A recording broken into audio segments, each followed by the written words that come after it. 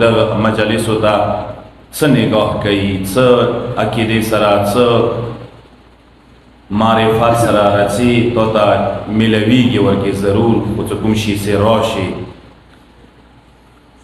زه به دا وایم څه ګناهګارو ته توبې مواد ورکې موجود دی در دسترخوان کې. هغسې کسان چې هغه بې سکونه دي، سکون لټوي دغو مجالسو نه ورته ملوېدای شي، چې څه خل ته ضرورت دی، چې څه خل ته علاج غواړي دغو مجالسو کې موجود دی.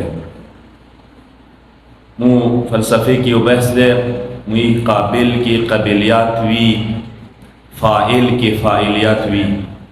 مقصد دا څه دوه شیونه دي، یو ورې تا کې څه صلاحیت درکې وي، یو ورې دغو مجالسو کې خپل طاقت ورکې وي. دغو مجالسو کې خپل طاقت شته دی، انسان څه قابلیت پیدا کړي نو ورته ملوېدای شي. دلته هر څه شته دي، دلته چې غواړي ته ملوېدای شي. څه خیال ته هدف سے مقصد سے خصوصا اخروی معنوي راشي هغه حاصلوای شي. دا عظیمه درسگاه دی د مو دپاره، بهترینه درسگاه دی مو دپاره.